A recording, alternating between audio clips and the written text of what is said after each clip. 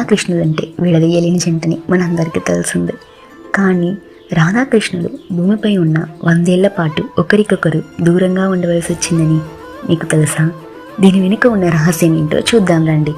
ఒకసారి శ్రీకృష్ణుడి స్నేహితుడు శ్రాతముడు రాధాదేవికి మరియు శ్రీకృష్ణుడికి మధ్య జరుగుతున్న చిన్న వాదనలో కోపానికి గురయ్యాడు. శ్రీకృష్ణుడిని రాధాదేవి దుశ్శేషించిందని భావించిన శ్రాద్ధముడు, నువ్వు భూలోకంలో నీ ప్రియతముడికి 100 ఏళ్ల పాటు దూరం అవుతావనేసి రాధాదేవికి శాపమిస్తాడు.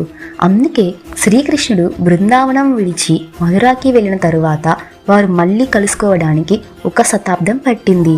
ఆ సమయంలోనే శ్రీకృష్ణుడు రుక్మిణీదేవి సత్యభామలను వివాహం చేసుకుంటాడు. కానీ రాధాదేవి మాత్రం శ్రీకృష్ణుడి ధ్యానంలోనే గడిపేస్తుంది.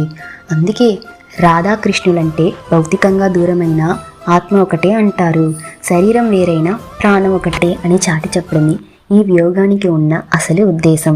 అందుకే కృష్ణుడు అనే పేరుకు ముందు రాధ అనే పేరు ఉంటుంది.